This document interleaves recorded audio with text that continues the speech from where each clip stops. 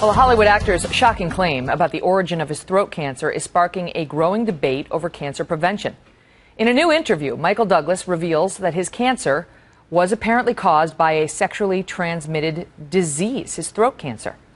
Dr. Tara Allman is a board-certified gynecologist, and she is with me now. Doc, all right, so I apologize to the viewers for being so squeamish on this, but, you know, it's 1:45 in the afternoon. People watch with their children. So he claims that certain sexual activity down south in Rio, as we say, that's south of the border on a woman's body, led to him contracting throat cancer. And as it turns out, this is fairly common? Well, you know, it's not fairly common, but let's redirect the conversation to the human papillomavirus. So I don't know his exact HPV, right? And that's what he blamed it on. Right. So his particular throat cancer has been associated with the HPV virus and an infection, and his exposure to it was likely many, many years before the presentation of a cancer. So they say between 10 and 15 years earlier you contract HPV through this activity, this certain sex activity, and you contract it from a partner who has it, and then 10 or 15 years later you wind up with potential throat cancer.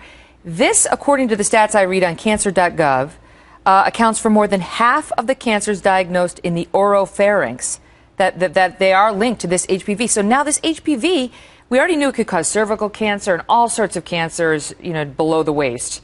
And now it's causing throat cancers as well? Let's not scare your viewers. So HPV is ubiquitous. We all will meet it if we are sexually active people. Most of us will clear that infection. Most of us will have no serious consequences. Most of us do not need to be frightened. And most of us should continue to do what everyone has told us to do, which is to practice safe sex. Yeah, but people don't really practice safe sex when they're performing this particular sex activity, a man with a woman.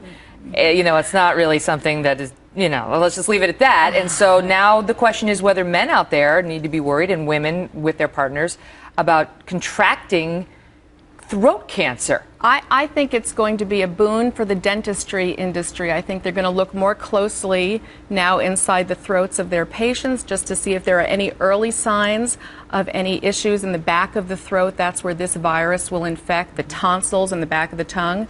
And I think the human papillomavirus vaccination for our young people is probably the way to go to reduce this concern overall for all of us. Right, you can get it up to, I think, 21 as a man, 26 as a woman. You can get that vaccination. But there are all these different strains of HPV, and only a couple cause cancer, correct? That's exactly right. Some people out there can have HPV and they don't need to worry about cancer. That's exactly right. So there are more than 40 strains, but the two terrible ones are number 16 and number 18, and that's how the vaccination works, to prevent those particular strains from infecting you. Okay.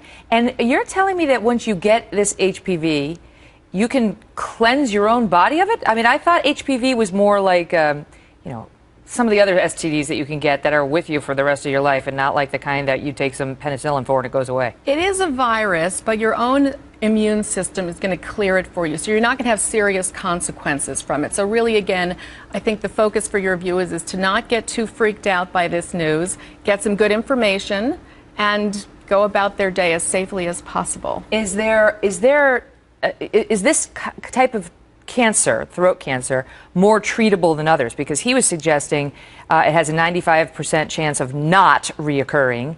And some of the articles I read on this suggested that it's very easy to treat. It's very rare it should pop up as a stage 4 cancer, which in his case it did, by the way, though. Yeah, I think a stage 4 throat cancer caused by the HPV virus is indeed a rare event.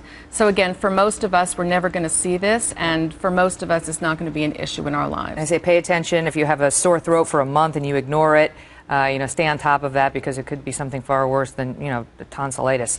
Doc, thank you. Thank you. I think we did okay on that.